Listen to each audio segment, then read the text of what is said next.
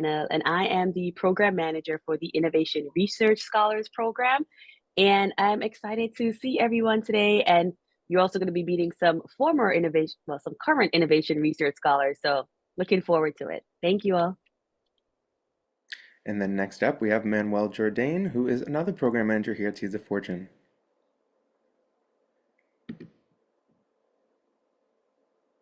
Thank you. Pleasure to meet everyone. Good evening. My name is Manuel Jourdain. I am the program manager for Yale Women Economics and Girls Startup. I hope that this evening is influential for you all and also gets you excited to see like all the potential that is available for you within our network and within your college application process. So looking forward to see some cameras on too. I will say that I want to obviously put names to faces. I love doing that. So as you'll see me. I want to be able to see you as well as to get to know you. Awesome. So now allow me to share my screen and we'll get right into tonight, and we'll be sure to introduce our speakers a little later on. From Cornell University, we have Nicole Arshad. So allow me to highlight Nicole. And Nicole, if you want to come off mute and introduce yourself, we'd love to have you.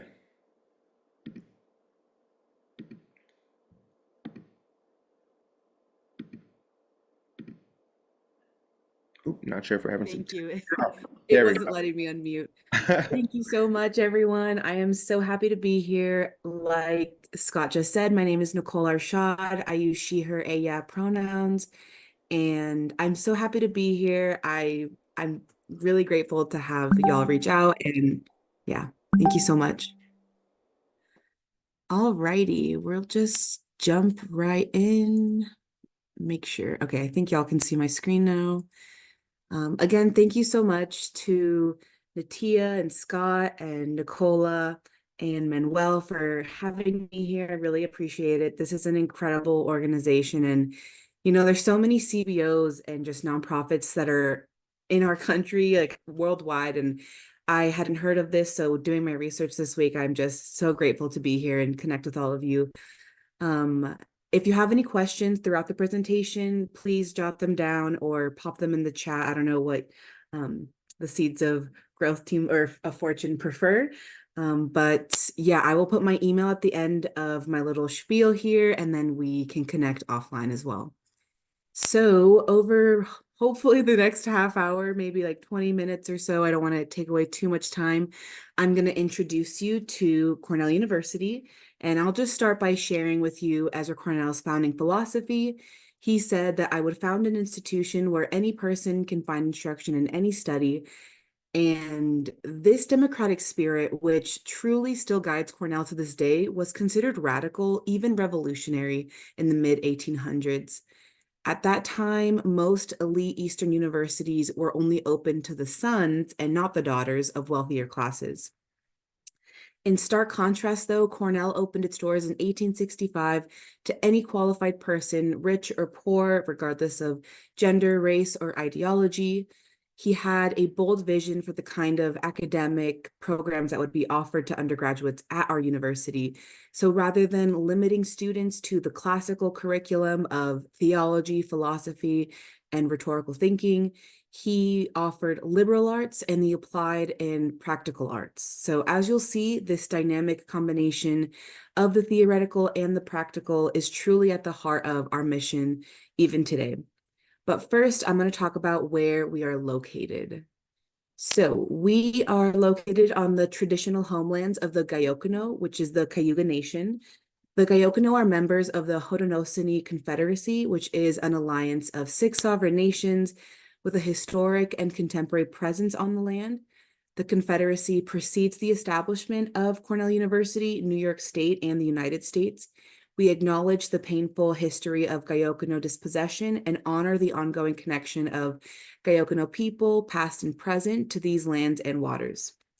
We are so proud to call Ithaca home, and the surrounding community is only part of what makes Cornell so special. Ithaca is thought of as a top college town, one of the most beautiful college settings in America. Ithaca, New York is a small city of about 30,000 full-year residents, nestled in the heart of the Finger Lakes region. Its cultural draw and thriving music, theater, and art scenes brings folks into town from all walks of life. We describe Ithaca as vibrant, community-based, and full of culture. We have festivals in all seasons, farmers markets featuring local and organic food, the Ithaca Commons to go shopping, and a kind of a lakeside way of life. Then there's, oh, sorry. Then there's, can you see my screen still? I think it popped off. Oh, looks like we lost your screen, but I will give you back the co-host ability. Sorry about that. No worries.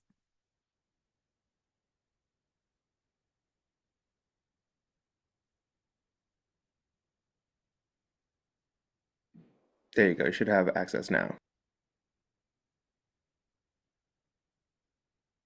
Right, so we are an idyllic location. You'll get all 4 seasons and the activities that accompany each, which is fall harvest and festivals, winter skiing and ice hockey, and come spring, the blossoming of the entire valley. No matter where you come from, Ithaca will be a new experience for you. And this is coming from someone who is first gen. I am born and raised in the Bay Area in California. I work fully remotely for Cornell, so I am still in the Bay Area, but I head over to Ithaca about 2 to 3 times a year. So it is one of the most unique cities that I've ever been to. So highly recommend visiting if you can. So now let's dive a bit deeper into Ezra Cornell's vision. Today, when we speak of any person at Cornell, we are referring to how over 15,000 undergraduates outnumber graduate students by 2 to 1, showing that there is a strong emphasis on the undergraduate education. Our students come from all 50 states and over 120 nations, and 49% of our students self-identify that they come from a multicultural background. Any study currently refers to the incredible depth and breadth of our academic offerings. We have 4,000 courses in over 100 different academic departments, and these courses are open to all students who meet course prerequisites. We have undergraduates that will take graduate level or business level school courses here before they even graduate. Our goal is really to not restrict students, but to really help them and guide them successfully to achieve the academic challenges that they want to pursue. We let our students aim high and support them with great advising and guidance along the way. We have over 80 undergraduate majors for our students to choose from and incredible study abroad opportunities in over 40 countries. Any study also refers to the amazing constellation of undergraduate colleges and schools here. You will make your academic home in one of our colleges and schools, but you'll be encouraged and sometimes even required to take classes in one or more of the others. Or you can pursue a major in one college and minor in a different college. This upcoming sentence might be a little bit confusing, but students cannot double major across colleges, but they can double major within their college. However, a little loophole is that students, excuse me, can minor across the colleges. So you could be double majoring in one college and taking a bunch of minors in others as well. I am not going to go through all of the colleges and what they stand for and what their missions are, but everything on this QR code will take you to our main page so you can take a look at that. But all of our schools offer a multitude of distinctive academic programs, and many applicants have diverse intellectual interests, of course, so they may be satisfied by more than one college or school. So it isn't difficult to change your major once you're in your college. Your advisor can walk you through those steps. But if you're interested in transferring to a different college, it's a possibility, but not a guarantee.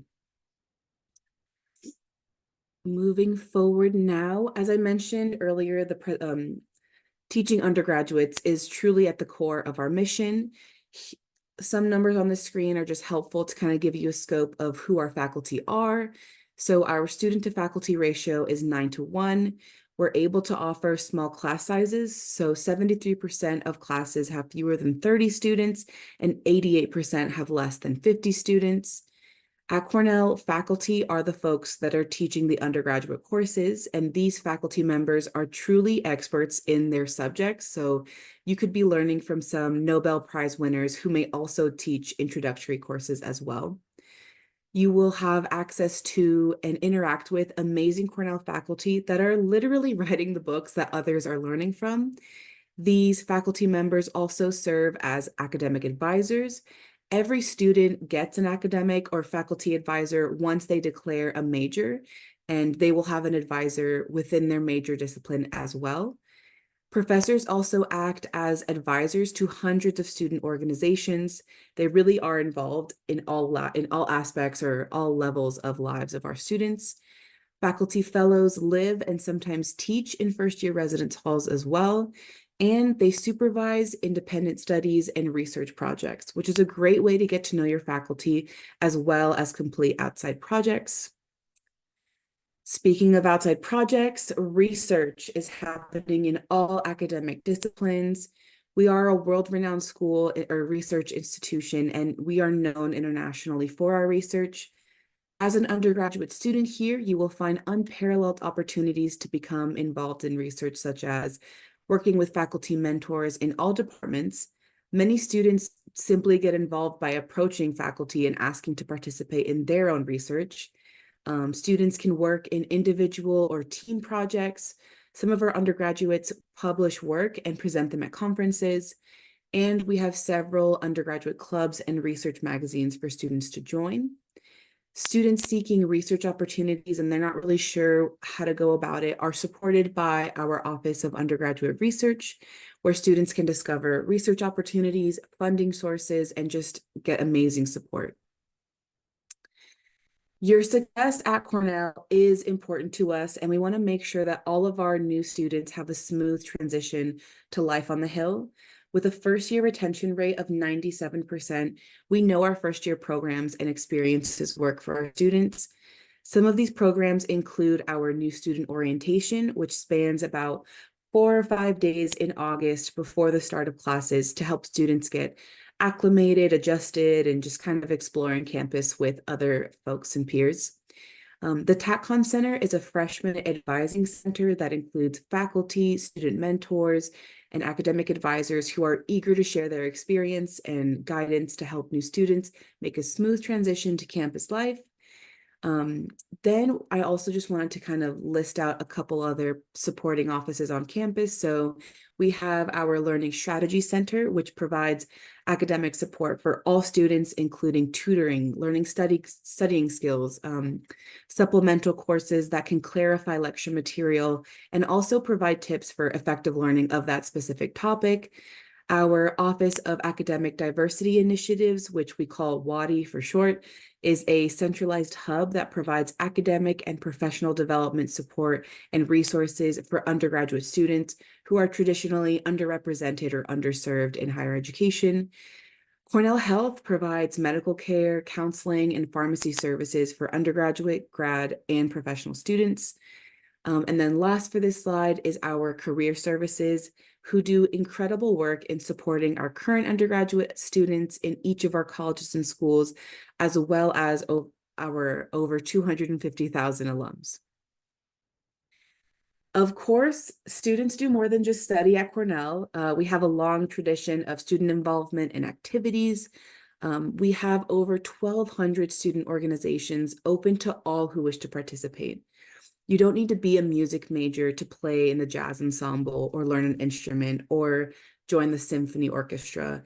And you don't need to be studying communications or English to write for the Cornell Daily Sun. Anything is open to anyone. And even if a club isn't there that you really want, it's easy to get that started as well. We offer lots of live music on campus, theater and dance performances, art shows. We have museums on campus, cinema showings, lectures. We had Jane Goodall in the past. We have readings and just other colloquia as well. I think we show about 400 films a year on campus, and that could be films that are in the movie theaters or just specific showings based on the time of year. We have a very active public service center, and a lot of our undergraduates will volunteer while they are at Cornell. Often our students win awards for programs they create and administer within our community. We have over 60 Greek letter organizations, 37 varsity athletic teams, And we also have intramural and club level sports if you're not looking to play at the D1 level. I think intramural and club sports is a great way to just get out there and meet new people playing sports that you grew up playing. And we also have physical education, which is kind of a level, like a separate facet of sports, because 2 courses are required per student. And it's another great way to just kind of let off some steam. We have everything from ballroom dancing and kickboxing to rock climbing and hiking. So there's something for everyone. And then lastly, because we are in such a beautiful and scenic area of upstate New York, we have an incredible outdoor education program offering 60 high adventure courses that include a leadership component as well. Moving forward, kind of shifting gears here to talk about our admissions, kind of shifting into that real quick. So last year we received over 70,000 applications for a first year class of 3,400 students. We enroll about 40% of the first year class through the early decision round, which I will talk about. We also enroll between 500 to 600 transfer students each year as well. So for our first year students, we have 2 application options.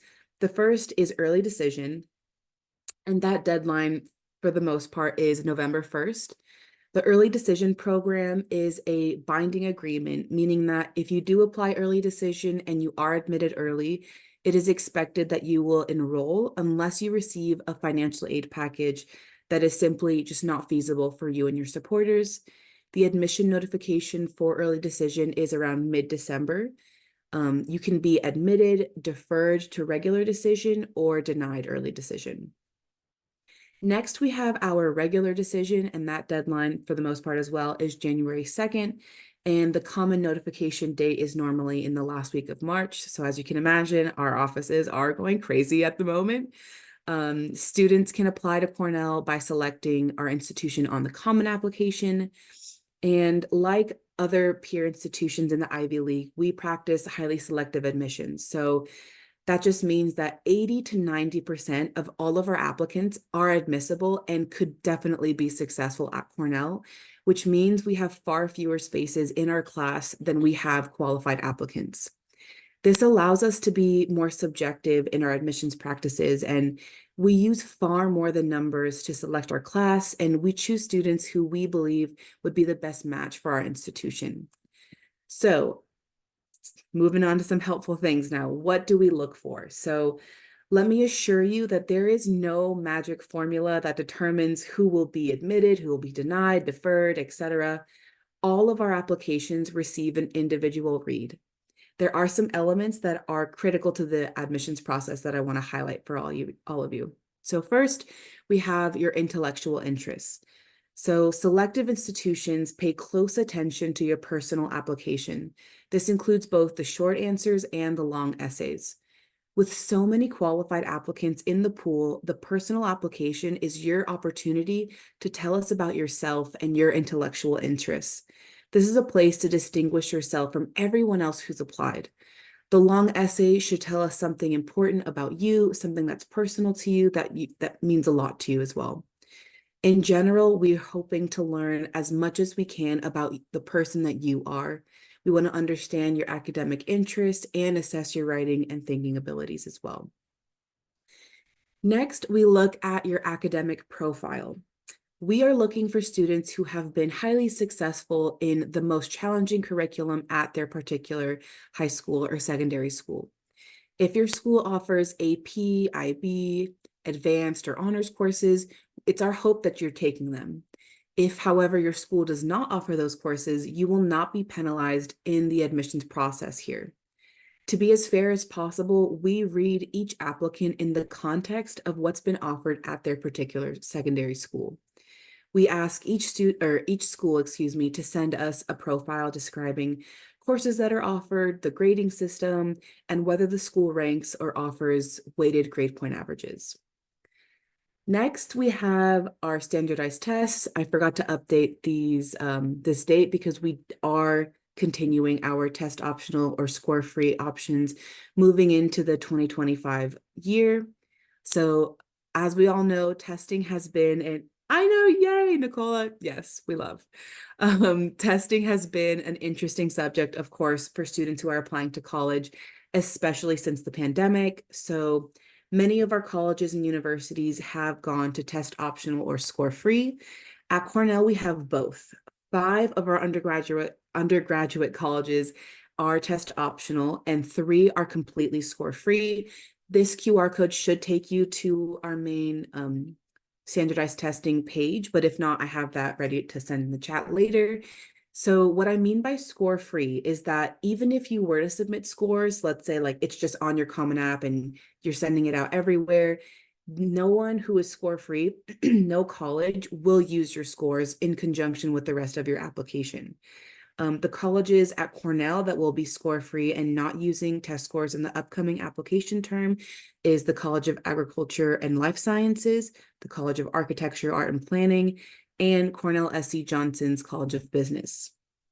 What I mean by test optional is that while the SAT and ACT are not required, if you choose to submit them, they will be considered in the review of your application materials. So the colleges and schools that are test optional for us this coming up application term is the College of Arts and Sciences, College of Engineering, College of Human Ecology, Cornell Jeb E. Brooks School of Public Policy, and our School of Industrial and Labor Relations.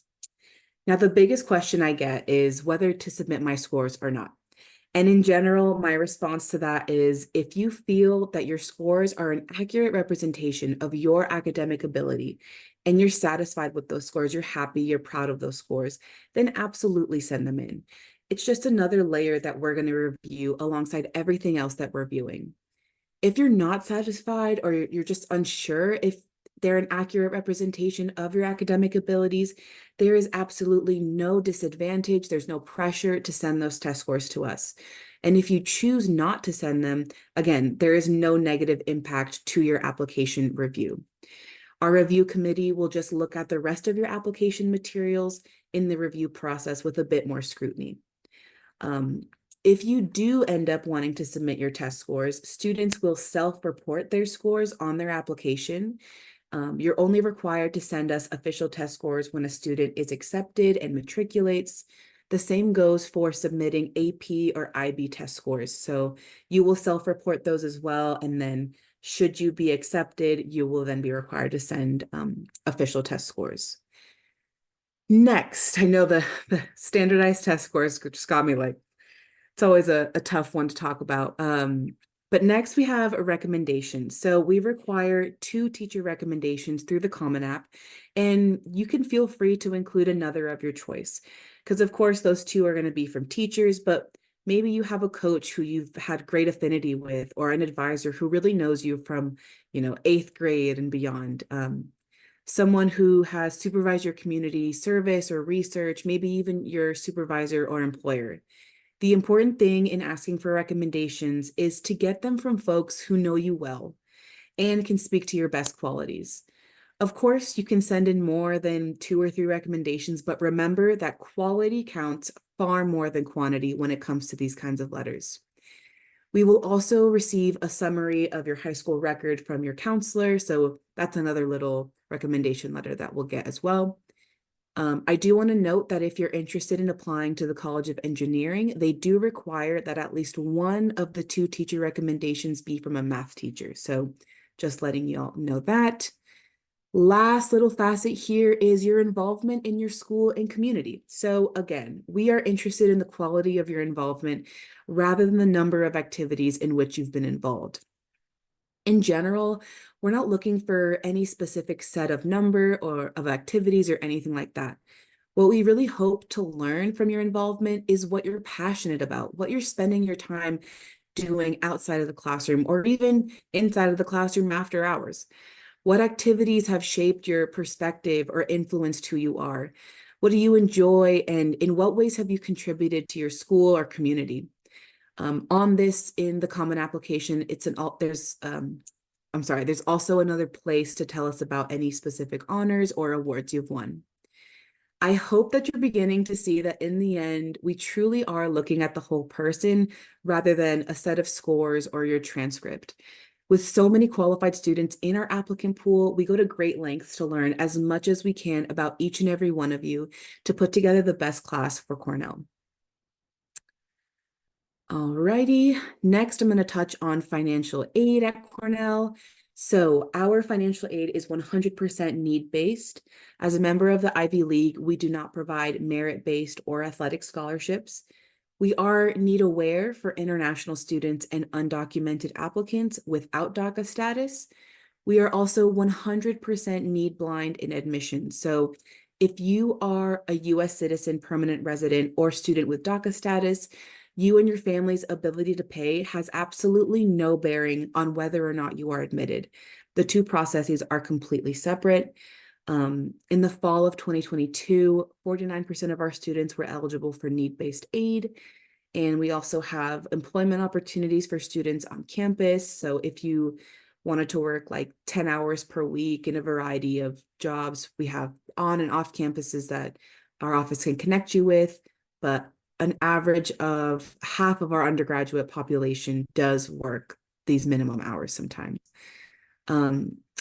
Cornell, our financial aid initiatives also eliminate need-based loans for families and supporters who meet income guidelines, and they eliminate parental contribution for families and supporters who meet income and asset guidelines. So all in all, our initiatives essentially reduce the debt burden for some Cornell students and relieve the least economically advantaged parents and supporters of having to make a contribution. These initiatives also provide generous benefits to students from low and middle income families, but also address the needs of all families who qualify for need-based financial aid. As you can see from what I've slightly touched on in our initiatives, ensuring that Cornell remains accessible to students from diverse backgrounds truly remains one of our top priorities.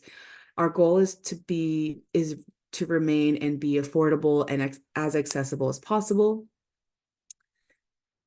Moving forward here to our student incomes. So investing in a Cornell education is definitely an investment worth making. It's an investment in yourself. So we have great support systems in place to help Cornellians reach graduation, as well as plenty of opportunities to be successful after graduation.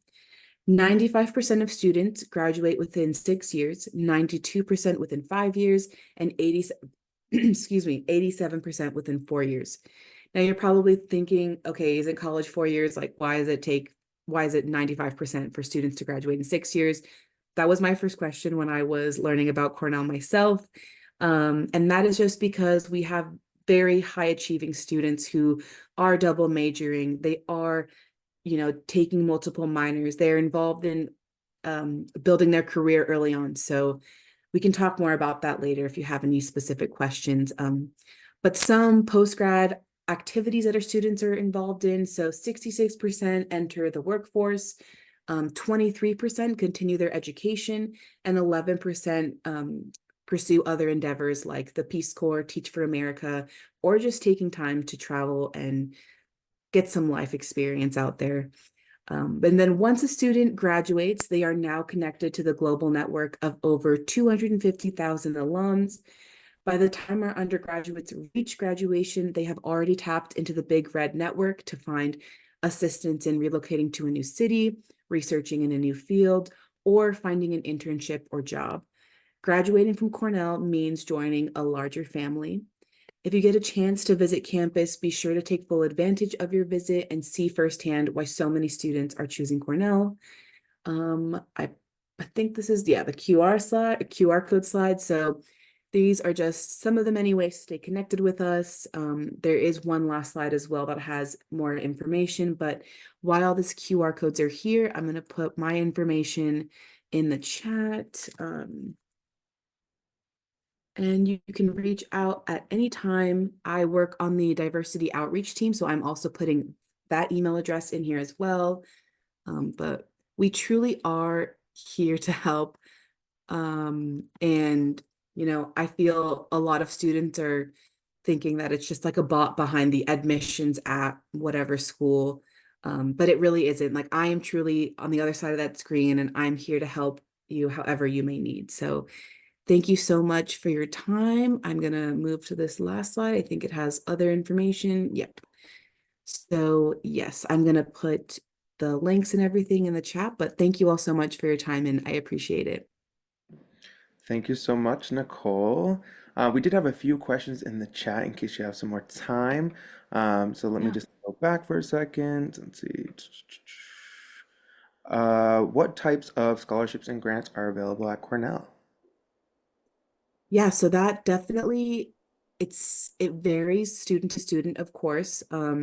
Because we are an Ivy League, we don't offer merit-based scholarships. So a lot of our students will connect with our financial aid office, kind of explain their situation, and our office can connect them to specific things based on their experiences and backgrounds. So it's hard to specifically name them, but I know we have a lot of Posse scholars at our school. So I heard Tia was one of those. So that's incredible. And I love that so much. So that's something that we have at our school. And a lot of those organizations, we have like pre-summer programs that they can come early, meet other fellows as well. And yeah, I was just scrolling through here. I saw, oh, thank you for putting the financial aid link.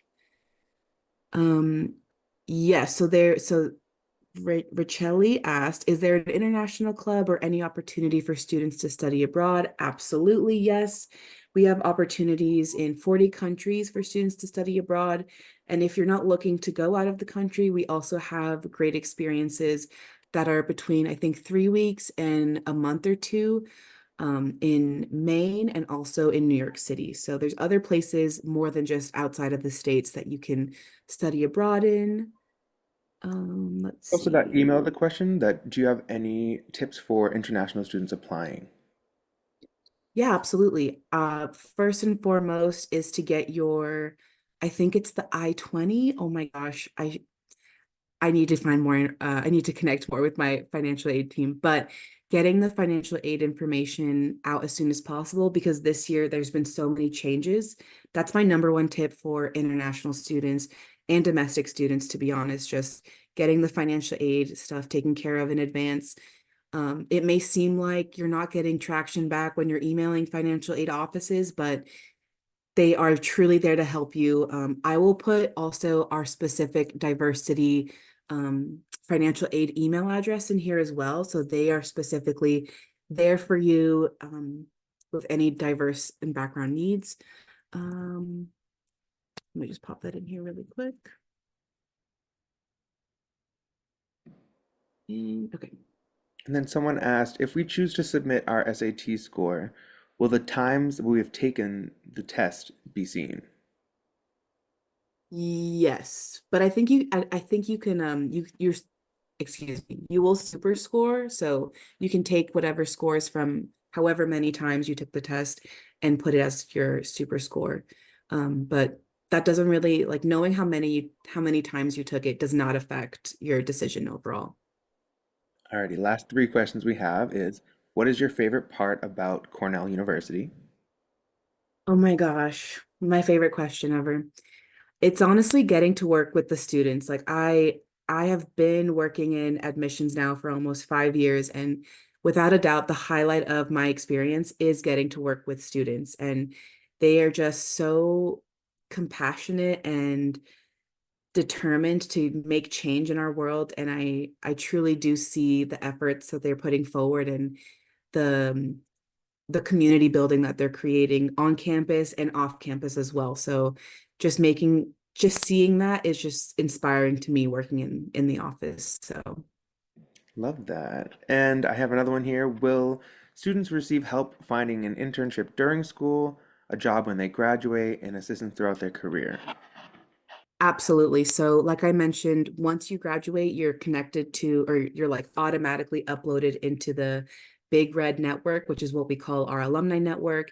And they have like a whole page of postings and stuff of like moving to New York, need help, like reach out to me, or moving to, I don't know, Japan, like I'm here to help. So if that's something you're interested in, I highly recommend utilizing that.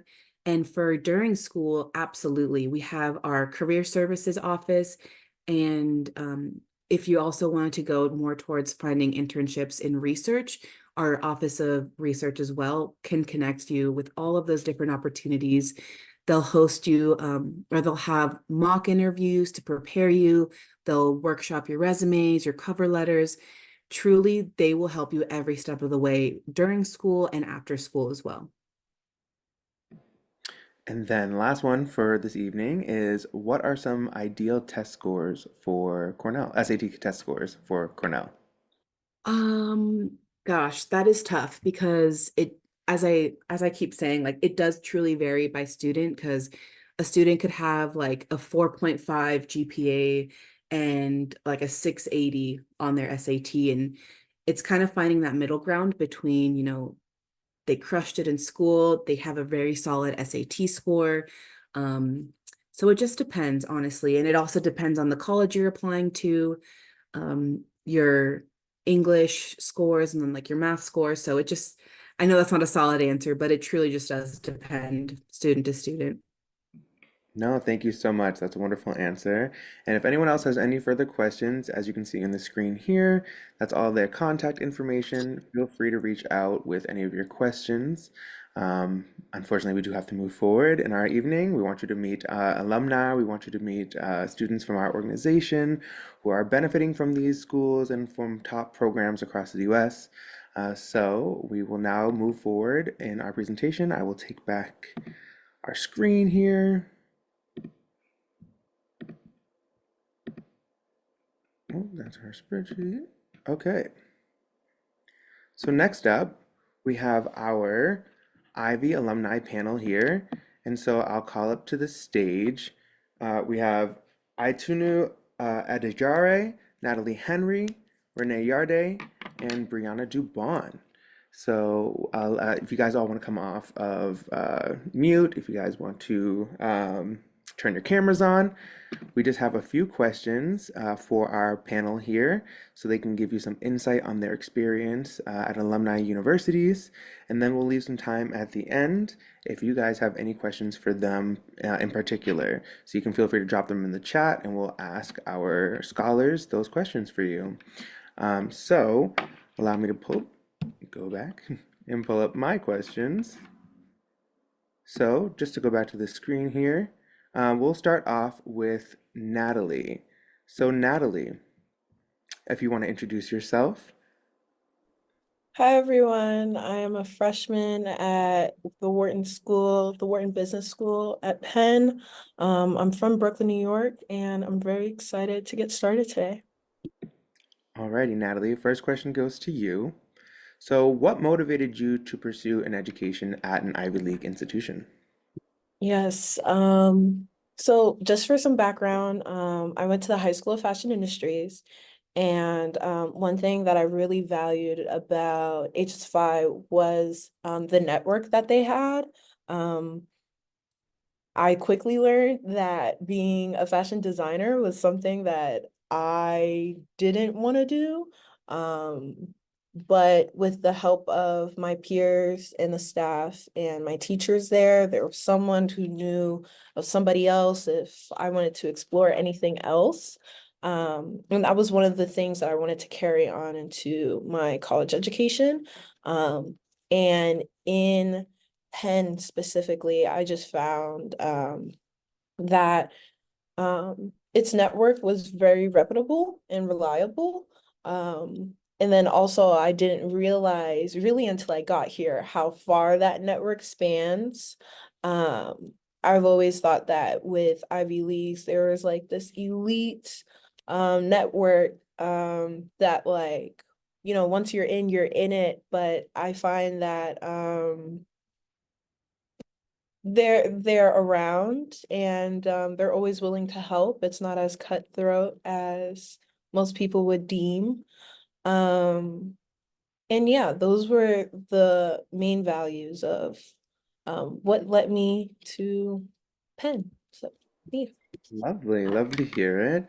All right, I'll pose the same question to Briana. Briana, if you'd like to introduce yourself to the crew here, and then I'll reintroduce the question again. Okay, good evening, Seed family. It is an honor to be here with you all. I'm very happy to be here. I am Briana Dubon. I went to the High School of Economics and Finance, which was in downtown Manhattan, and now I'm majoring in economics and global affairs at Yale. Wonderful. Thank you for joining us this evening, Brianna. Always lovely to have you. So, what motivated you to pursue education at an Ivy League institution? Yeah, so what motivated me to pursue education at an Ivy League institution was to have the best education out there.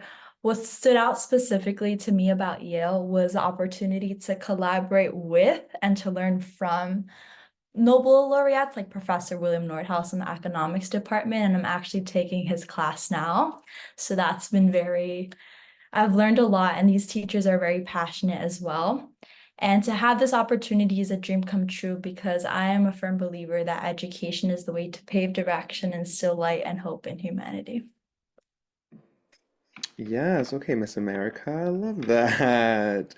Thank you so much. All right, next up we'll have Renee. Renee, if you'd like to introduce yourself to the crew here, and then I'll also pose the same question to you. Hi, my name is Renee. I'm from Brooklyn, New York. I went to St. Edmund Prep High School. I'm currently a sophomore at Columbia, studying cognitive science and economics. Wonderful. And same question, what motivated you to pursue education at an Ivy League institution? I'm first generation, so I really wanted to pave the way for my family and my little siblings. I really had a really good support group throughout high school, and I learned a lot about what it means to take advantage of the opportunities presented to you. And I felt that an Ivy League education would really provide me with a vast network of resources and alumni network that would really help plant my roots, like help me sprout as an individual. So yeah. Love that, and wonderful to see you again, Renee.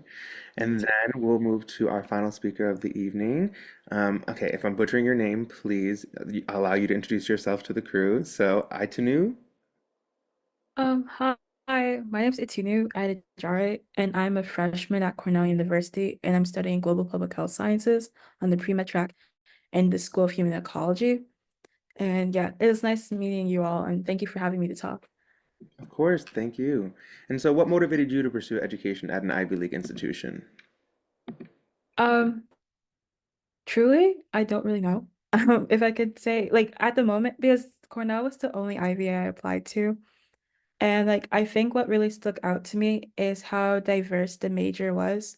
Because as a global public health science major myself, I'm really into interdisciplinary studies and like the intersections of both science and humanities, which Cornell, especially in the School of Human Ecology, it really emphasizes. So like getting into an institution where I'm meeting all these individuals that although they're geared in like the sciences and like the medical side of like healthcare, meeting how they incorporate humanities, how they incorporate art and all those like different things really like brought me to understand more about my major and myself as I learned more in school. So yeah. Awesome. See, if you are undecided or if you're not really sure where to go, you could still end up at an Ivy League. So don't be too stressed out. I know a lot of you guys come to us panicking, but as you can see, we have all walks of life here and all ended up in pretty similar situations. So definitely do not be too panicked. All right, moving on to our next question. I'll go back to Natalie. Natalie, how did your experience as a Seed Scholar influence your path to an Ivy League school? So as you guys all know now, all of our panelists here are Seed Scholars. Hopefully, many of you will either become one or are currently Seed Scholars and will be in their positions soon. So Natalie, how did your experience as a scholar influence your path to an Ivy League school? I just remember being in those Sunday meetings and every Sunday being introduced to some completely new topic that I wasn't introduced to in school, and it just freaked me out. It was overwhelming. I was like, how am I going to do this? I'm navigating all these AP classes, but I'm still supposed to be getting into college, and I was very overwhelmed. But I just remember meeting with my telementor during the week or whenever I could, really to break down like the steps of like, really not the steps, but like the stress of applying to college while you're still like a full-time student. And really from that, I just found that I knew that if I were going to do all of the work, I wanted to gain certain benefits. Not everything is for everyone, but there were certain things that I really, really, really wanted from a school. And the Seed Scholar Program like made me realize that. That like I wanted to be in the city and I didn't want to be far from home. And they made me also like break down my financial plan and like what schools can actually meet me where me and my family can contribute. Just thinking about those logistical things. And then also like what it's like to live away, like no matter how close or how far you are moving somewhere else. So I'm just glad that I had Seed Sisters and mentors to help me think that through. We're glad too. At Seed, Sunday is certainly not a day of rest, but it all goes to a good cause. So we're glad we could help. Natalie, Briana, same question to you. How did being a Seed influence your path to an Ivy League school? So I am beyond grateful for all the support and guidance that Seeds of Fortune has provided me with throughout the college application process. I was part of the college prep leadership program. And with that, one day that is near and dear to my heart and mind is when I had to pitch myself to the college partners that was shown in the beginning of this meeting. It was like a college meet and greet. And it's really like giving your elevator pitch and marketing yourself. And that was transferable to the college application itself. So that was one day that's in my mind. And then I'm also very thankful because one person is like Manuel Jordan. He helped me put together my activities list, and then all of the people at Seeds of Fortune have also helped me. Yes. And then he also helped me review my financial aid package to its entirety, which I'm also very grateful for because I was confused. It was a lot of like mumbo jumbo, and you really helped me understand it. So thank you. Love to hear it. And Renee, one of my first scholars ever, what was it like? How did being a Seed influence your path to the Ivy League school? I was a seed for a long time. Like I was a seed, I think starting my sophomore year. So I feel like being a seed scholar really did help me like immensely throughout my process. I was definitely able to like we were pushed to like get the ball rolling and like, figure things out. So I remember my sophomore year, like my college essay was written and I was already getting like a lot of like resources and benefits to like, further me along with that process. And like Scott and Natalie, they do a really good job of sending out like scholarship links and things like that. I feel like when I was a scholar, like a thing that was stressed to me like a lot was financial literacy and the fact like, I really wanted to go to school for free, like to help me and my family. So we got a lot of like financial guidance, literacy help, and we did a lot of interview prep too. So I was really able to like zone in like how much I was willing to spend or where I wanted to go, like throughout that. And basically, like, taking, like, we're all hard workers, talented, purple women, and taking that work that we did, like, in high school and turning it into monetary value that would, like, help you throughout the rest of your life. You know, as a first generation student, like, that was really, really important to me. So I really enjoyed, like, the financial guidance and help that I really received as a seed scholar. And it also helps, like, to be in a community of like people that are going through the same thing that you are, like high achieving young women. So it's really nice. Lovely to hear it. And same question to you, Miss Adejare. How did being a Seed influence your journey toward Ivy League? Um, I think for me, it really made me value what a community could actually like do for you. Because I found Seeds just by like a simple Google search during COVID. Because like I was bored and like I was like although like I was on online school, like I kind of wanted to like get ahead of like what was going on because like as someone, I'm like the first, I'm not like like I'm not first gen, but my parents are immigrants, and like this is like their first time experiencing like a United States like school system in this way. So like trying to navigate it for myself so I could also help my siblings was really like one of my top goals. So like finding like seeds and finding like the community and like the platform because like I tried like I also go to church on Sunday, so it was really hard to join like the Sunday meetings a lot of the time. But even like the resources that they gave us later on and like having the opportunity to meet with the telementor and like go over financial aid, go over like the literacy part, go over like what to do, what to even pack for college, and like how to even like find people that are like you in college and make that community. I feel like that really helped. Thank you for sharing that. And I actually have a follow-up question for that as well. You know, you mentioned being a child of immigrants.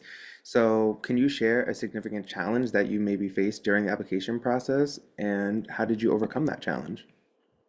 Um, I think what was really difficult for me, one is like how do I express myself?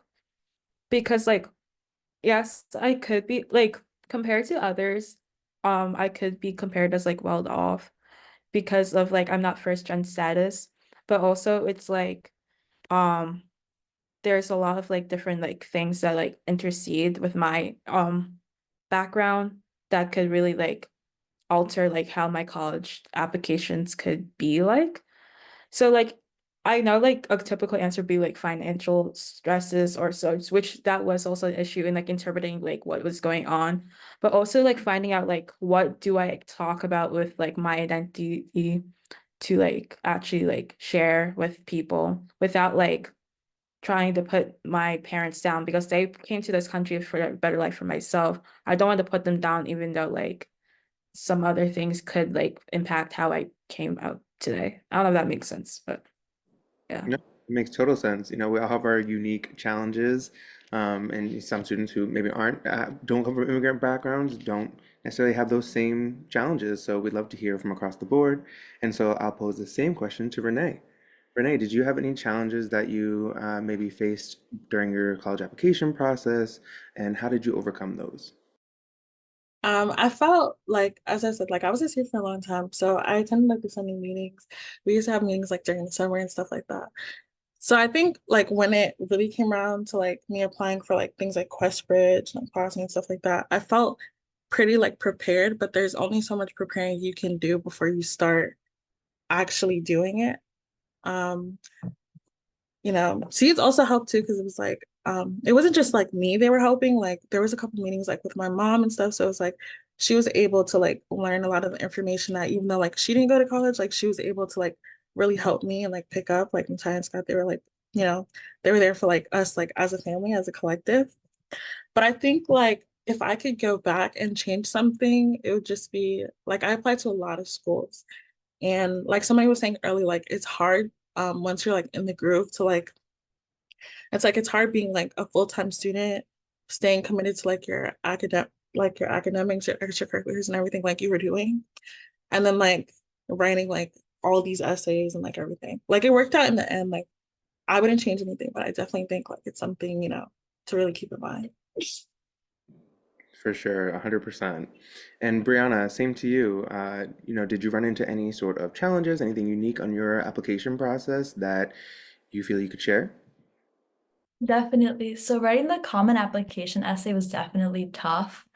And because I wanted to encapsulate who I am and my personality, but the way I went about that was first writing as if it were like my diary and nobody were to see it.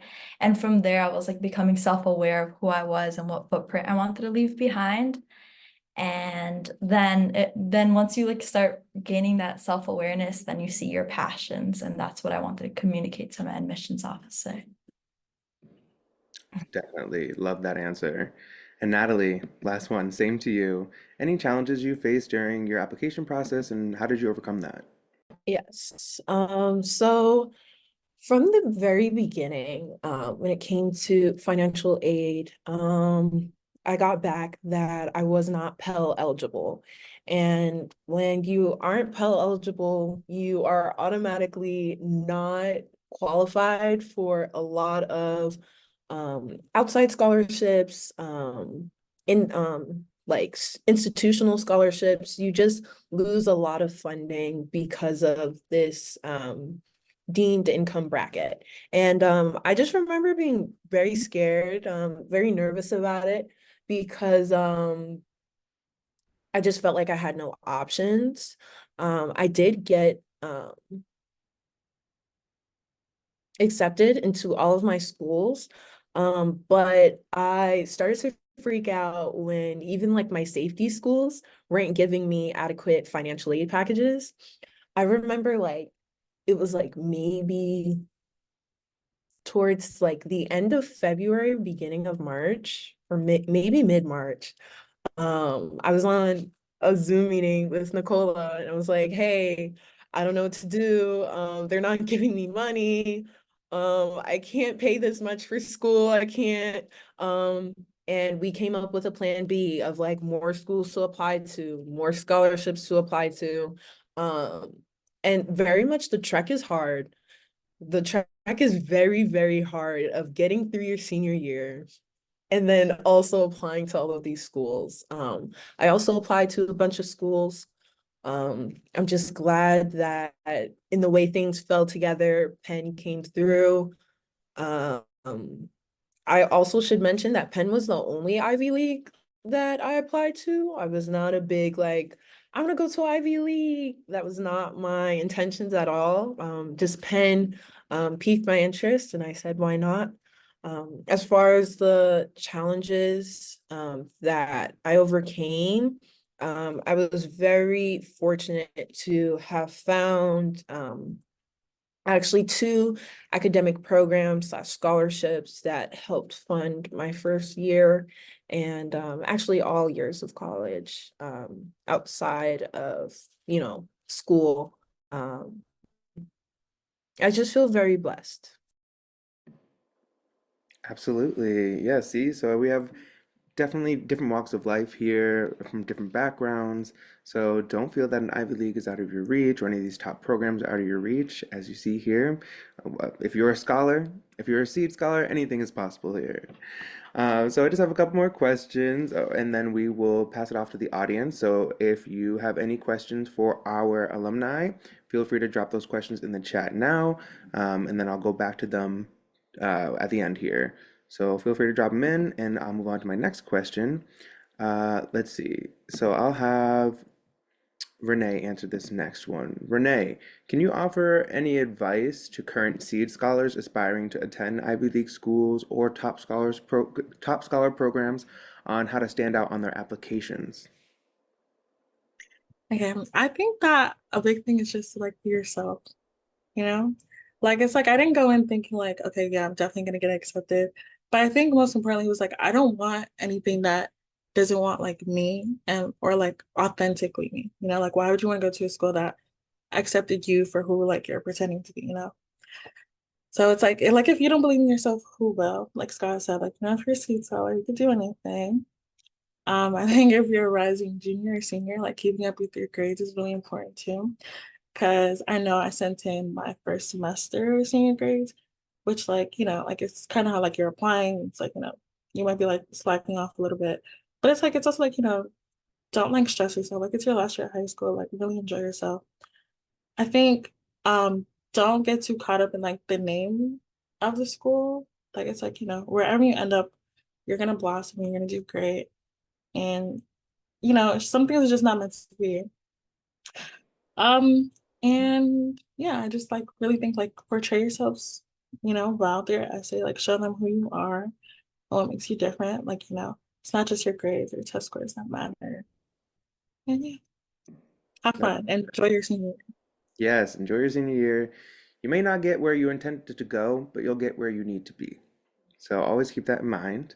And I'll open it up to the rest of our girls here. Does anyone else have any maybe advice for our current seed scholars on something you felt maybe stood out in your application or something that may have helped you?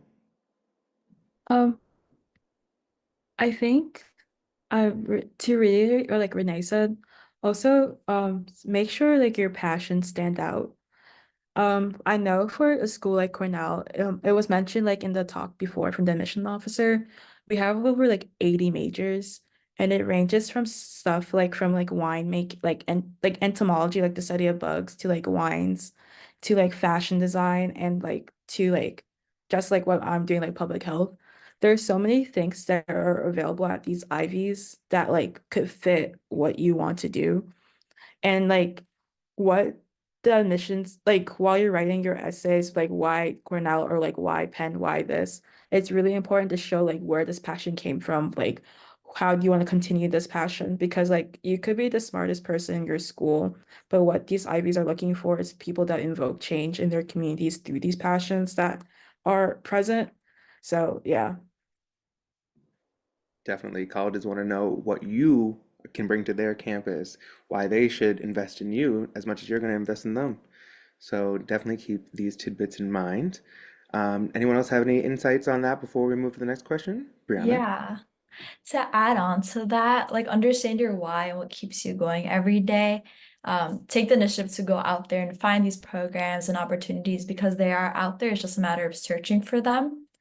And there's nothing more important than getting to know yourself and your passions and unleashing your potential that you have. Alrighty, so we're going to pivot to the audience questions for our last few minutes here on this segment. One is specifically for Natalie. It says, "Hello, Natalie. For your application to UPenn, how strong were your extracurriculars and what were they focused on?" Okay. So for my extracurriculars, they kind of ranged mainly in the academic sector and then in the arts sector. That's what I'm passionate about. Within the arts, though, I always had an administrative role, something related to business. So that's how I made that connection. And then within the academic tracks, really just emphasizing my leadership and or my dedication to the program as a participant. They're really looking for not a wide span of things, but really like the deep span of like how involved were you? Did you move up in positions? Things like that. Awesome. And so I see a question here that says, "How did you pitch yourself?" And I think I can kind of start off the answer since that is something we definitely go over a lot at Seeds. We delve into how to pitch yourself, the components of pitching yourself. So do any of you have any further insights about, maybe how long your pitch should be, some of the key things you should touch on, as that's something we definitely go over during the program. So does anyone have any tips about that they'd like to share? Did any of you pitch to yourself to colleges or to scholarship programs? Um, I can start off because I didn't have to do like interviews or like pitch myself to scholarships. But big thing with clubs at Cornell, because clubs here are very competitive, is how you pitch yourself and how you like display your passions. So like for me personally, I know that like I have to I'm a really fast talker, and like I could be really like I couldn't like enunciate my words properly. So like having proper enunciation, be able to like communicate properly would be a good like thing while you're pitching yourself. And try not to go off topic from what you're trying to pitch yourself for, especially like depending on like what's going on. Like for me, I'm in like a lot of healthcare based clubs. So like when they ask me what my passion is or like what I want to do after college, I have like a synopsis basically of like the three things I want to do after college, why do I want to do this, and how do I want to apply this club to this. So like having like not like a set script that like you're just reading it off like a robot, but trying to be authentic with how you're pitching yourself and just remembering those like three steps would really help. Yeah. That answer hit the nail on the head, and they call it an elevator pitch for a reason. Should take only about as long as it takes to ride up in an elevator, which you can guess is about a minute or so. So take those tips and that timing, and you'll be off to a great start. I do want to get to the rest of the questions in the last like 3 minutes we have here. So, does anyone have any tips on what scholarships or organizations you applied to help pay for college besides Seeds of Fortune, of course? I could start with this one. For sophomores going into their junior year, there's this program called Thrive Scholars that has helped me a lot. It is a summer program that actually puts you in like a kind of like a simulation of what it's like to be in college. Like literally, I remember my so yeah, my sophomore, so actually just for your sophomore year, I think, my sophomore summer, I stayed at Amherst College for 6 weeks, taking 2 college level classes. And then I did the same thing for my junior going into senior summer. I feel like that's reversed. But anyways, very helpful program. I also applied to the New York Urban League for a scholarship. They have great mentors as well. And yeah. I advise you to look locally. I know, like for me, I didn't apply to a lot of like big scholarships. I applied to like a lot of local scholarships that are based in like women in STEM or like women in like science space. So like look at that. One thing, I live close to Brookhaven National Lab, so I was able to get like a scholarship from there and like secure internships from there and like have like a good connection with. So like if you do get like scholarships from local people, maintain connections with them, make sure you get their numbers, their emails, and so forth, because like those people could like lead you into a good job or internship for the summer as well. Yes, for sure. Briana? So for me, I was very fortunate that Yale gave a great financial aid package, but on top of that, I also applied to Atlas Fellows and they give you a scholarship for your 4 undergrad years, and then they also give you internships. So this summer I'm interning at Valley Asset Management in a hedge fund. So they do provide you the scholarship, mentoring, and internships. And then the other scholarship I'm in is Women's Bond Club, and it's a lot of woman empowerment, and then they also do give you funding. So I would recommend applying to those too. Alrighty. Yes, we always recommend in all things shop local for sure because that's where you get your best bet at. And thank you so much. So we are now at the end of this segment here. If you have questions for our scholars later, if you're on the platform, you can reach out to them directly by typing in their name in the messaging feature.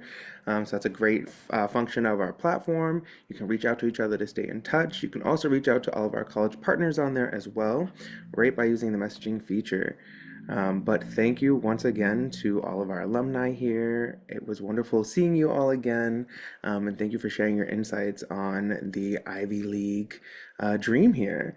So thank you. I will now be pivoting to our high school programs, and then we'll be hearing from our program managers about our upcoming summer programs as well. But thank you once again. Allow me to share my screen.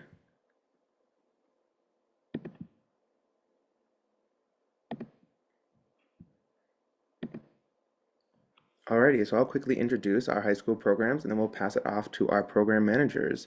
So there are 4 high school programs housed within our Seeds of Fortune Inc. Seed Online Network, including our Yale Women Economics Scholarship Program, which we just wrapped up recruitment for, and we announced our most recent cohort, and Renee was a part of our Yale Women Economics program herself. Then we have our Girl Startup Business Plan Accelerator and our Innovation Research Fellowship, which are our 2 upcoming summer programs for juniors only. And then we have our College Prep Leadership Program, which is our seniors only program. So we'll go a bit more into each of those programs so you can understand the difference between each one and how they can help you along your college and career journey. So I will pass it off to Nicola Fennell, who is our program manager here, and she'll tell you a bit more about our College Prep Leadership Program hosted at Columbia University, and then I get a bit more into our other programs as well. So, Nicola, if you want to come All up. right. Yes. Hi, everybody. Good evening. Oh my gosh, I am so excited from that alumni panel. It was just so nice to see all of these university members and how they are thriving and such amazing and wonderful tips. I really hope you all are taking notes. But let's move on. How can you become a Seed Scholar? So this is for 12th graders. So if we have any 12th graders on the line, this might not be for you. But as a 12th grader, students can apply to the College Prep Leadership Program. It is an exclusive 6 to 7 week live video sessions where students can inquire about leadership, the college scholarship application processes, as well as gain access to the college partners, which you learned about earlier. So this is basically our 6 college prep sessions that we have. And we also feature an in-person summit. It's hosted at Columbia University. You have an in-person college meet and greet there. There's also alumni panels that happen. And there's also different workshops that you can get into as students, and you have to do a leadership-based project in a group. Next, we have a video of this event that happened last year. So it's just really excited, and we'll share that now.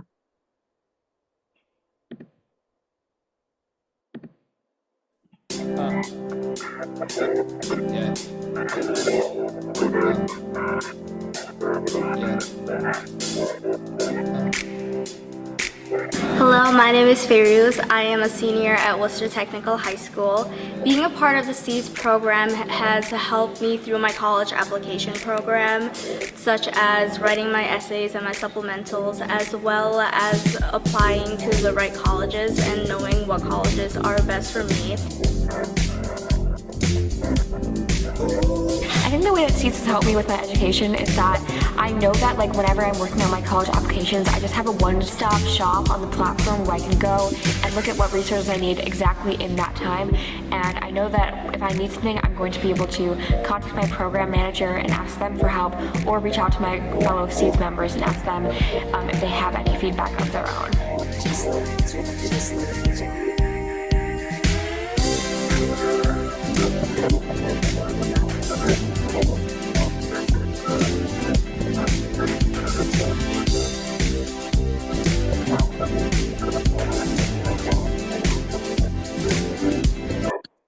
I love it. So for the College Prep Leadership Program, if you all are seniors, you're currently juniors, right? And we're going to talk about the next 2 programs that are currently for high school juniors that we are recruiting for.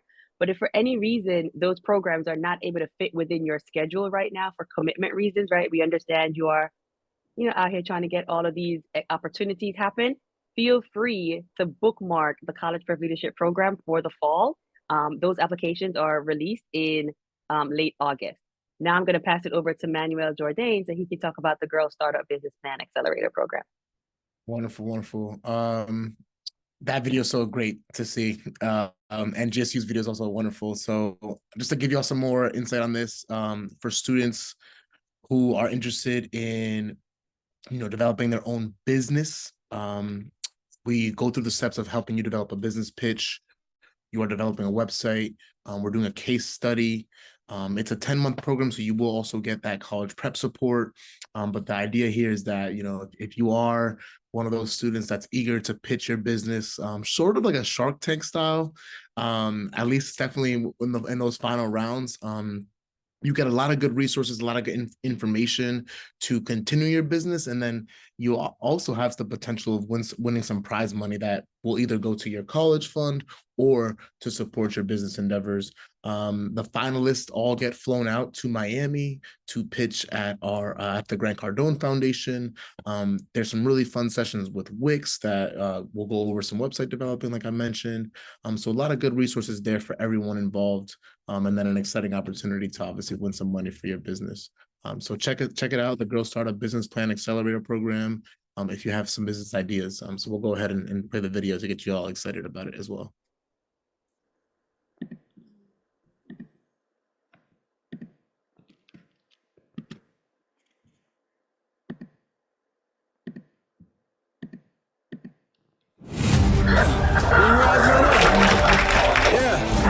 Okay, ladies, welcome to your first 10X pitch up. Who's excited? Good morning. You guys are going to kill it. The program that brought me here was Seeds of Fortune. You need to have something unique to your business. So you need to be solving something for someone. Why? You are what you're choosing to do. Welcome, welcome, welcome to the coolest room in the building. This is where Grant sends his message out to the world. We're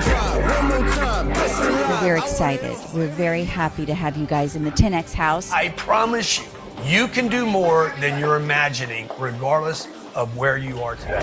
In marketing, it's about getting attention, right? Did she say it's bloody good? You care about the environment, but I drive a 12-cylinder car. Like, I'm not really caring. As much as we have a problem on our planet, and you are now saying, I have a solution to that problem. I would like to congratulate all of you all at the Seeds of Fortune for giving these young ladies, these young entrepreneurs, this voice, because you did a magnificent job. So let's clap for these guys.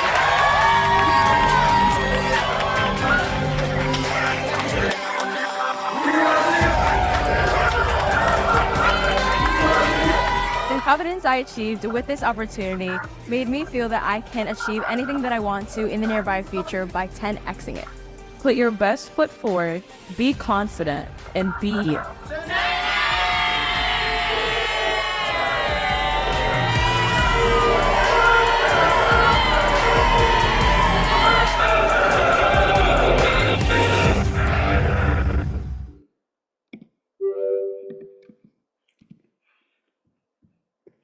Alrighty, next up, we have Nicola with our Innovation Research Fellowship to share some more info. Such a great video for the Girls Startup. Oh my gosh. Okay, so for the Innovation Research Fellowship Program, this program is, okay, I'm gonna tell you now. So in this program, students are going to be matched with one of 4 Fortune 500 companies. This year, we are working with NASDAQ, Chanel, Denton's Global Law Firm, and Mount Sinai Health System. So it is a range of like academic interests that you might be interested in. So students are going to be matched with one of these companies, and then they're going to form a C-suite group, and they're going to have to work with these companies to figure out some solutions for how this company can work better with their environment, their community, anything along that nature. At the end of the program is going to culminate at day 1 at NYU, New York University. We're going to get a tour, scholarship information session, and then students are also going to be able to practice their presentations before the final company presentation day on the next day, the last day, where you're going to get to visit your company of choice and get a tour of the company, meet the company employees in person, and do your final presentations there, which is kind of like basically pitching, although it's no money, but it's just a great way of networking with the corporate executive suites at these organizations. And we have some scholars who are here to talk about these different programs. So they can tell you a little bit more about their experience last year. Although you saw the video for Girl Startup, you'll hear from both Girl Startup and Innovation Research fellows. Yes, so now let me bring to the stage our Innovation Research and Girl Startup Business Plan Accelerator alumni. I'll pin them to the screen, and if you guys want to turn your cameras on and come off mute. We just have a few questions for you all to share some insights on the program and your experiences.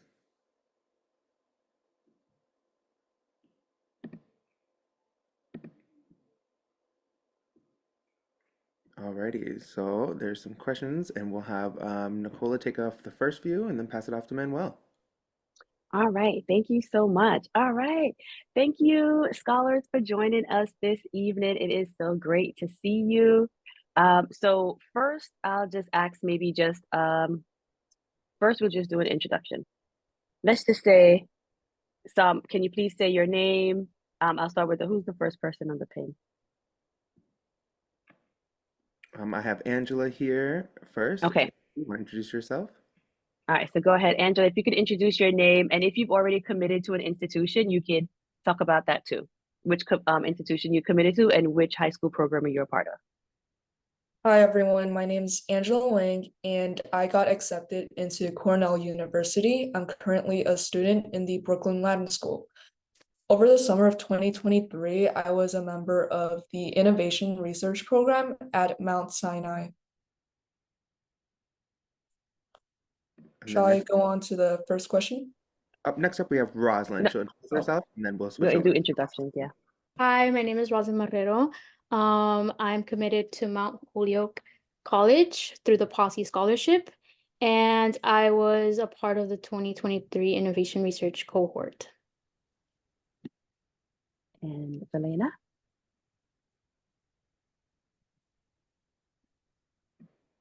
And we also have Xanabu.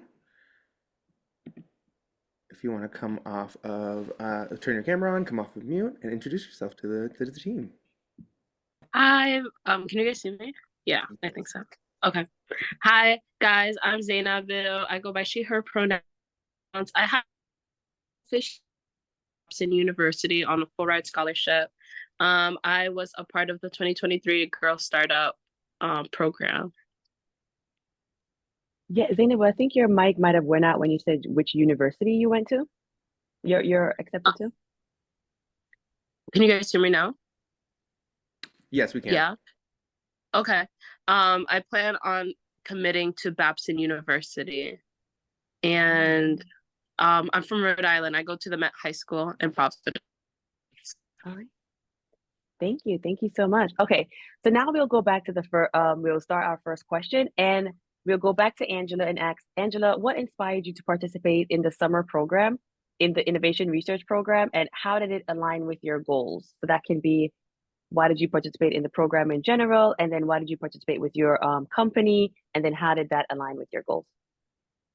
So I participated in the innovation research program because it was in partnership with Mount Sinai, and at the time I was planning on pursuing a career in nursing. So I thought that being able to see how Mount Sinai works would give me more insight on whether I want to continue with that goal. Thank you, thank you, thank you. Okay, Roslyn, same question. Yeah, similar to Angela, I was very interested in pursuing something in the lines of the medical field. But the way that I started was I applied for the Yale Women in Economics, but then I realized I did not like economics. So then when I saw that they were doing an innovation research program, but with partnership with Mount Sinai, I was like, oh yeah, like this is perfect. Like I'm gonna learn more about like the healthcare system, and I love it. It was great. It was a great amazing opportunity. Thank you, thank you, thank you. And Zainabu, same question. Why did you want to participate in the Girl Startup program? And how did that align with your goals?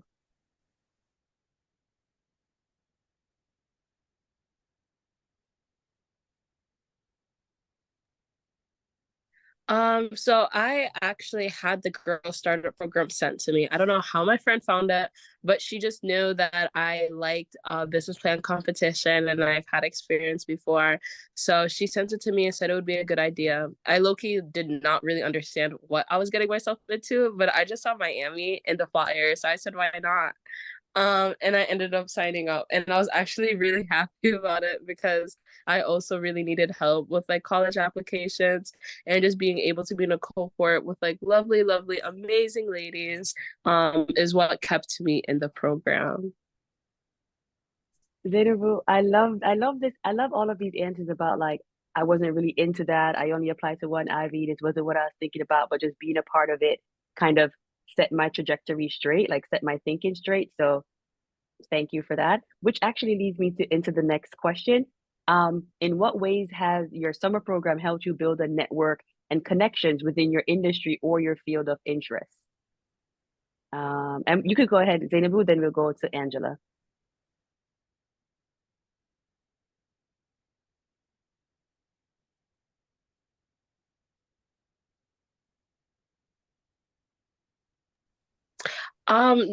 Thank you. So actually, I like have had experience in entrepreneurship and in business for a little. So being in the Grant Cardone Foundation was great, and I was able to use that network. I have them on LinkedIn, and also if I ever am like in Miami or anything like I want to grow, they were really like they were super big on like you can always contact us, and they're really friendly. I've even emailed some of the people I've met, like Nicole, back and forth before.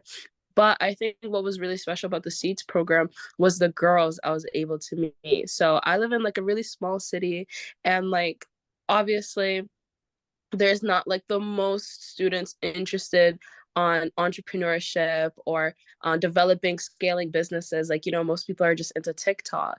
But I think what was really special is the cohort of like my seed sisters was like I was able to meet super motivated Black women. Like I've always struggled with that. I felt like I really had a hard time like connecting with like girls my age and like having similar interests as me. But like I'm in a cohort where it's like now I got friends going to Cornell, Harvard, Yale. They did this program, they did that. Like they're all so cool. And I think that was the best network of like friends I've ever made in my whole entire life. It was so cool. Oh my gosh, I'm about to cry. Okay, same question for Angela. How has the summer program, Innovation Research, helped you to build a network and connections within your industry or field of interest? I actually have the same exact experience. I think the best part of the program is the group members that you're kind of assigned to. In the beginning, it was a bit of a rocky relationship. No one was willing to talk, but after some time, we get to warm up to each other, share advice about colleges, and cheer each other up during the application process. Okay, thank you, thank you. Roslyn? Yeah, I agree. The connections that I made with my seed sisters were like amazing. But I also like to say that being able to work with the Mount Sinai Health Administration team was also a great source of network for me because I got to learn more about, our healthcare system. So with that, alongside with having building connections with, the girls was by far the best thing I've ever experienced. All right, great, great, great. Okay, now I'm gonna pivot it into thank you so much for your answers so far. I'm gonna pivot it to like how did being a part of the network help you influence your educational and career trajectory? Like how did it help you with the process?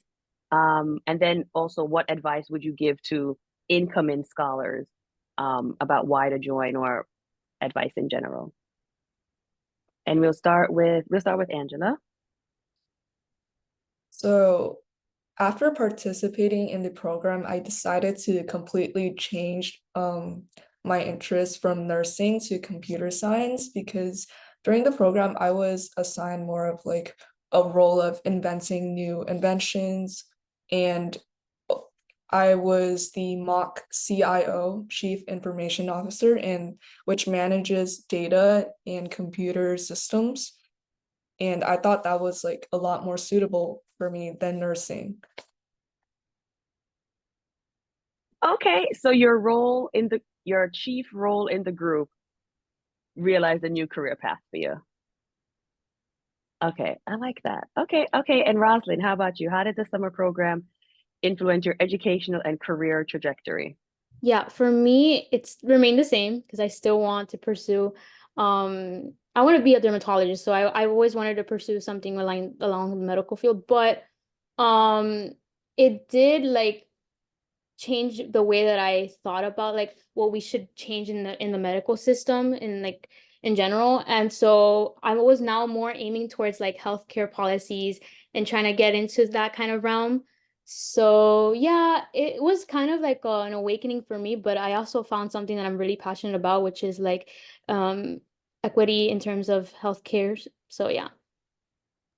Thank you, thank you. All right, Zainabu, how did Girl Startup influence your career and educational trajectory? So around that year, I realized I wanted to be an entrepreneur. So I was already on that pathway, but I think Girl Startup made me a lot more confident in myself, from like my judges to even my telementors. Like I remember Dami, shout out to Dami if she's here. She was always hyping me up, even when I like fell behind on like some of like the assignments I had to do and I felt like really disappointed in myself. I was always just reassured that like I was doing great and that I would end up really well. And the day of the event, I remember like I forgot my line for like a minute and I was just there. It was so embarrassing. But like afterwards, everyone reassured me, like from my seed sisters to my mentors. Like I remember Manuel and Scott were there. And it was just like I just felt so supported. And I felt like, yes, like what I was doing made sense. Like everyone saw me as like the businesswoman that I always dreamed of being. So it just made me really confident in the path I was taking. I love that. I love these realizations. I love it. I love it. I love it. Oh my gosh. Okay. I'm going to wrap this part up now. So just going to have maybe 1 to 2 last questions. If you can tell me what part of seeds experience stood out to you the most or have impacted you the most, right? And then what advice are you giving now to incoming scholars? That's the last two questions. What part of Seeds like impacted you the most? And then what advice would you give? And we'll start with Roslyn. Okay. What I learned a lot throughout this program was basically finding my passion. And I say that heavily on lot. When you're applying to college, please talk about what you're passionate about. Be authentically you, please. And just explore what you like, what you don't like. Because it's at the end of the day, you have to you're gonna pick a major that either you're not gonna like, you're gonna like regardless, but you're gonna pick something that's gonna align to you and you're gonna eventually like it or not. And it hopefully helps you throughout in the future. I mean, for me, I've always like wanted to do something with medicine. So the fact that I was, learning more about health policies and administration, like that also to me provoked a lot of a passion that I really wanted to talk more emphasis on. And I still do through my posse meetings as well, because we talk about like a lot of global issues. So yeah, just challenge yourself, explore your interests, and build something out of it. Because at the end of the day, you only live once, and you should do something that you're really passionate and happy about, So yeah. And I'm glad you mentioned Posse because Rosalind is one of our Seed Posse Scholar nominations and of scholars, right? Because now she's going to go to Mount Holyoke on this Posse scholarship. So, and there was a question in the chat about Questbridge.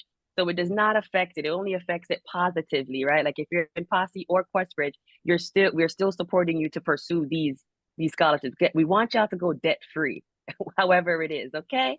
Angela, how did Seeds impact you? The biggest impact Seeds and any advice for incoming scholars? I think the most memorable part of the Seeds experience is getting to know like business owners and presidents of nonprofit organizations and to hear their life story, because some of them, they don't start off in like a hard place and they move up despite all risks and odds, and that's just very motivating and inspirational.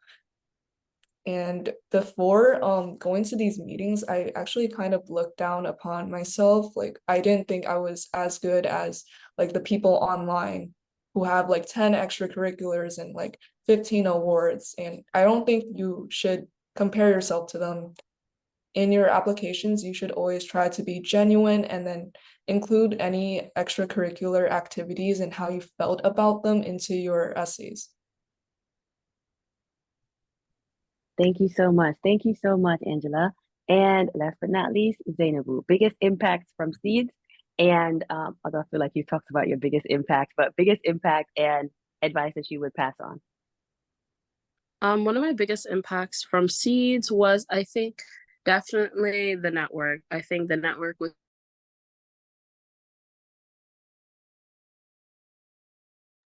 essay from Manuel and who else? And everyone else who helped me. I had so many writing tutors who helped. From like just the girls in the group, like I think the network was something that I really, really valued throughout my senior year. Whether I used it a lot or not, anytime I needed like like anyone in the Seeds community, they were there for me. And I think that's the biggest advice I would have to give anyone. Like, guys, like, yeah, like everyone is like, it's hard to be social sometimes. It's hard to put yourself out there and to be extroverted. But the biggest piece of advice that I give to anyone out there is to put yourself out.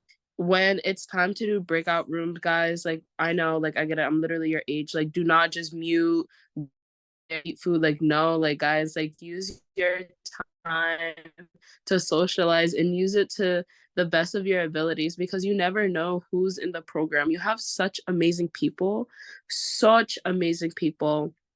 you have really good resources that you can connect to, and you have amazing opportunities at a Seeds of Fortune. So just utilizing all of your opportunities, staying late and asking questions, and just getting to know everyone around you will really, really make a difference between how you feel about the organization or anything you do in general. I think like honestly, like it doesn't matter like if you're the smartest person in the room or you have the most capabilities. It really just matters like who puts the most effort in and who puts their best foot forward.